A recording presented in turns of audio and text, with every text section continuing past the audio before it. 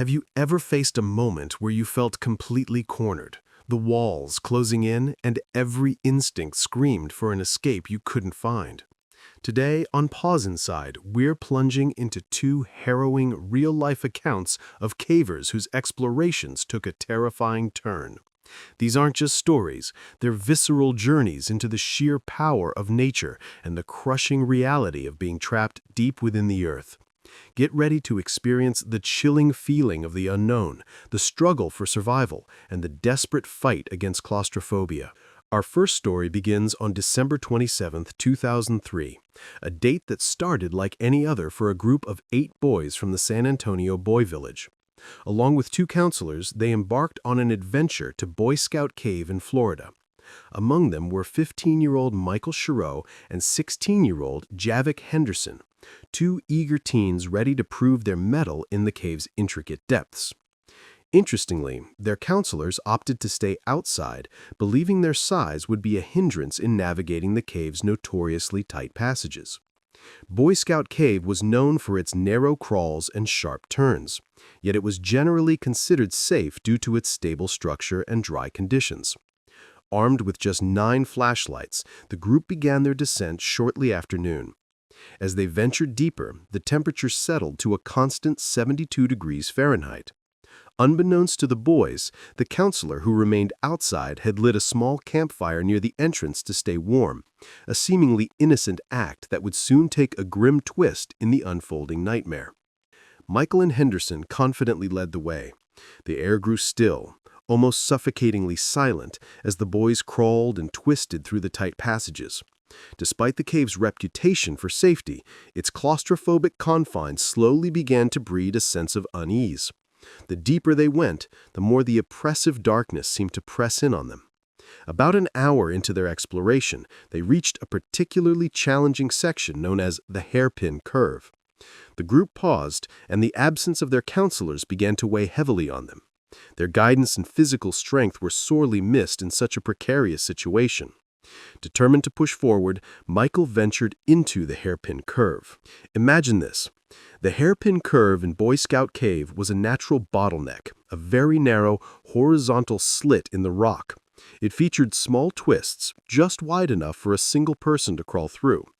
This passage then curved sharply, almost 180 degrees, creating a blind corner that concealed what lay beyond.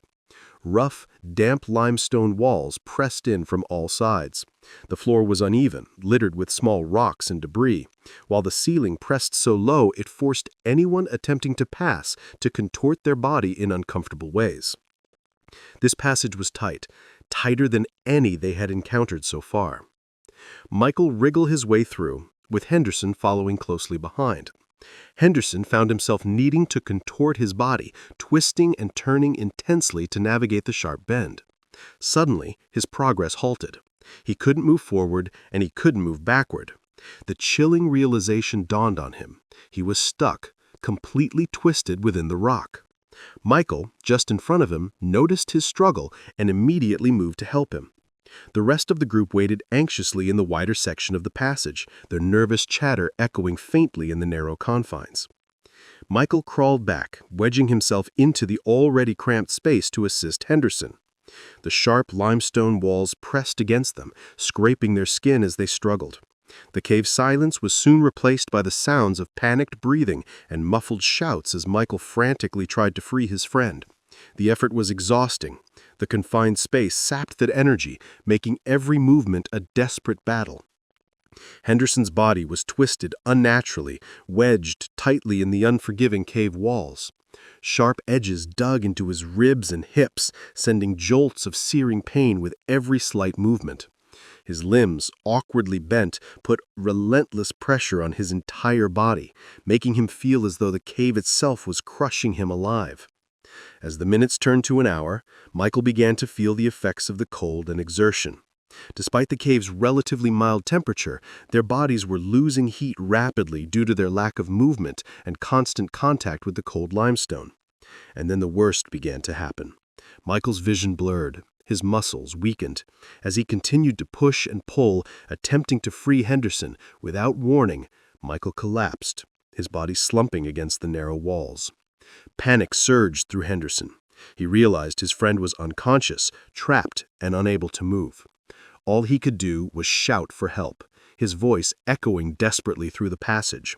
The boys waiting in the wider section of the cave were thrown into chaos.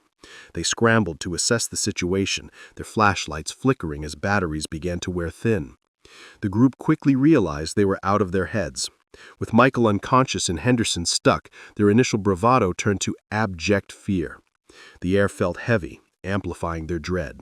Some of the boys started to panic, convinced that the campfire outside was consuming the oxygen, leading them to believe that any moment the lack of oxygen would worsen the situation for everyone. Every single one of them was now on borrowed time. No one wanted to leave Michael and Henderson behind, but they had no choice. Realizing they couldn't free their friends on their own, they made the incredibly difficult decision to leave them and crawl back to the entrance to call for help. Outside, the counselors were oblivious to the unfolding disaster. When the boys reached them, breathless and wild-eyed, they could barely explain what had happened. The counselors immediately extinguished the fire, their faces paling with realization. One of them called 911, while the other decided to go back and comfort the remaining boys. Their attempts overshadowed by the sheer gravity of the situation. Within an hour, rescue teams arrived at the scene. The first responders were experienced cavers, but even they understood the immense challenges ahead. Boy Scout caves' tight passages were infamous, and navigating them while carrying specialized equipment added another layer of difficulty. Reports of potential oxygen depletion added a desperate sense of urgency. Inside the cave, the rescuers found the group huddled together, their faces pale and streaked with tears. The air was thick with fear and the imagined threat of suffocation. The rescuers reassured the boys while assessing the situation. Subsequent expert assessments later revealed that oxygen levels in the cave were not compromised. It appeared that the initial panic had triggered a worst-case scenario mindset, leading the boys to mistakenly assume the cave's air was toxic. In reality, the air was safe, and the perceived threat had been largely psychological. Everyone was relieved to find that out. However, Michael and Henderson were still in grave danger. The rescue operation began swiftly. Teams entered the cave armed with specialized tools, including harnesses and chisels, determined to free the trapped boys. They followed the route outlined by the remaining group, their progress slow but steady. The narrow passages made carrying large amounts of gear impossible, forcing them to rely on minimal tools and their own strength. When the rescuers finally reached the Hairpin Curve, the sight was grim. Henderson was still conscious but visibly shaking, his skin pale and clammy. Michael lay slumped ahead of him, unresponsive. The rescuers knew time was running out. Hypothermia was setting in. Despite the cave's 72-degree temperature, prolonged exposure to the rock and the lack of insulation had rapidly sapped their body heat. Henderson's speech was slurred, his movements sluggish, while Michael's shallow breathing signaled a critical state. The rescuers worked methodically, first assessing the situation before attempting to free Henderson.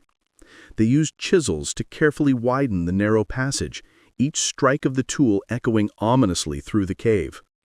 The tight space made maneuvering incredibly difficult, forcing the rescuers to contort their bodies in ways that mirrored the boys' earlier struggles. It took over an hour to free Henderson. As he was pulled from the Hairpin Curve, he let out a profound sob of relief, though his body remained stiff and trembling. The rescuers quickly wrapped him in a thermal blanket and began the arduous task of moving him through the narrow passages toward the surface. With Henderson safely on his way, attention turned to Michael.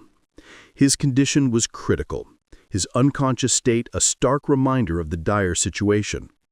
The rescuers worked with renewed urgency, chiseling away at the rock to create enough space to extract him. Every second felt like an eternity as they fought against the unyielding limestone. After nearly 2 grueling hours, they finally freed Michael.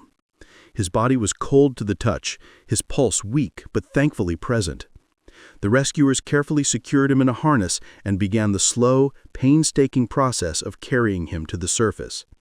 The narrow passages made every step a significant challenge. the rescuers' bodies aching as they navigated the labyrinth. When they finally emerged from the cave, the scene was one of overwhelming relief and urgent action. Emergency medical teams were waiting, their equipment ready to combat the severe effects of hypothermia. Michael and Henderson were rushed to the hospital, where they received immediate treatment. Both boys were alive, but severely hypothermic. For Michael, it took an entire day for him to regain consciousness. In the end, the counselor's decision to stay outside the cave, though made with good intentions, had left the boys without critical guidance. The lack of proper equipment and preparation had turned a simple exploration into a life-threatening situation. Our next story shifts to a more experienced caver facing a predicament he never imagined. On the crisp morning of February 11, 1998, a sharp chill in the Tennessee woods accompanied James Lewis, Allan England, Darrell Moore, and Jerry Olson as they prepared for their caving expedition. Olson had recently discovered a cave during a ridge-walking outing and invited his seasoned companions to join him in exploring it. Known locally as Weatherly Well, the cave entrance presented an immediate challenge. A narrow, 9-inch wide slot that dropped 4 feet down, barely wide enough for one person to fit through at a time. This opening then led into an 11-foot drop into a larger passage, followed by yet another 10-foot drop. The group gathered at the entrance, carefully inspecting the narrow slot. The opening, wet, claustrophobic, and congested, seemed to beckon them into the Earth's icy maw. From the surface they could see the initial drop, a steep descent into dark shadow. The passage beyond was reputed to twist like a corkscrew, creating an almost claustrophobic visual that suggested little room for error. Despite their collective experience, the cave's challenging configuration demanded a precise mapping of their approach. The group meticulously laid out their gear, double-checking ropes and hand lines. It was clear that the slot would only allow a single explorer to enter. Allan England, at 63, the oldest but still remarkably fit and the smallest of the group, volunteered to venture inside. With a rope securely anchored above ground as a handline, England prepared himself to descend into the narrow slot. The entrance, a mere 9 inches wide, was a daunting challenge even for someone of his slight build. Taking a deep breath, he began to contort his body, his ribs compressing as he meticulously maneuvered into the tight space. Every inch of his descent was a battle against the unyielding stone, his clothing catching on the damp, moist walls. By the time he slipped through the slot, his shirt and pants were soaked, his chest heaving from the immense effort. The subsequent descent was less challenging, aided by gravity. The rope provided a steady guide as he carefully lowered himself into the chamber below. The 7-foot drop opened into a slightly larger passage, allowing him to finally stretch his cramped limbs. His headlamp then illuminated the next section, another 10-foot drop leading further into the cave's depths. England paused, letting the profound silence settle around him. The beam from his headlamp revealed more of the cave's intricate layout, a network of twisting passages punctuated by sudden, sharp drops. As much as he wanted to explore further, England recognized the significant risks of venturing deeper alone. The 10-foot drop below required additional rope work, and without a partner to assist or secure him, the potential for disaster was simply too high. Reluctantly, he decided to turn back. His body was already damp and chilled from the moisture that clung to the cave walls, and he knew better than to push his luck. Ascending the 10-foot drop was straightforward. Years of caving experience guided his movements. His hands found secure purchase on the rope, while his feet expertly searched for solid footholds. Each pull brought him closer to the surface. He reached the base of the slot entrance with a sense of cautious relief. It was only then that England truly realized the full extent of the challenge ahead. What gravity had made simple during his descent was now about to become an almost insurmountable obstacle. England gazed upward at the tight slot he had entered through. From below, the narrow gap seemed even more constricting. He positioned himself and began the climb, using the rope for leverage. But as he reached the slot, his progress abruptly halted. The narrow confines of the entrance pressed against his body, severely restricting his movement and leaving very little room to maneuver. His muscles, already fatigued from the cold and exertion, struggled. Gravity, which had assisted his descent, now turned mercilessly against him. He twisted and pulled, trying desperately to force his body back through the narrow opening, but the situation was unforgiving. The slot was tighter than he remembered, and each attempt to push through only left him more exhausted. His clothing, soaked from the wet rock, clung to his skin, making each movement heavier and more laborious. From above, Lewis and Moore noticed England struggling. They tried pulling on the rope to assist him, but the extreme tightness of the slot offered no room for leverage. Each tug seemed to wedge him further into the rock, pinning him relentlessly in place. The expedition had morphed into an agonizing nightmare as England's strength began to wane. His hands trembled from cold and exhaustion, and the horrifying realization that he was truly trapped began to weigh heavily on him. The slot was merciless, its unyielding rock pressing against him like a vice. The temperatures inside the cave were already low, and since it was winter, the cold air from the entrance turned the already frigid conditions into a desperate battle against hypothermia. England's soaked clothing clung to his body like ice, relentlessly sapping his remaining warmth. He shivered uncontrollably, his breath coming in shallow gasps. The narrow confines of the slot restricted even his ability to fully expand his chest, leaving him with the terrifying sensation of being slowly suffocated by the cave itself. Lewis and Olson scrambled to provide what aid they could.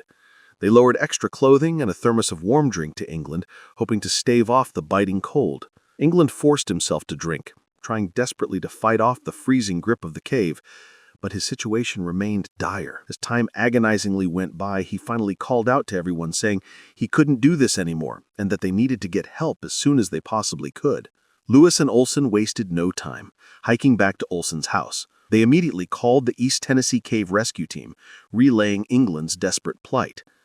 Within 2 hours, the rescuers arrived at the scene, a team of highly skilled cavers equipped with specialized tools and techniques.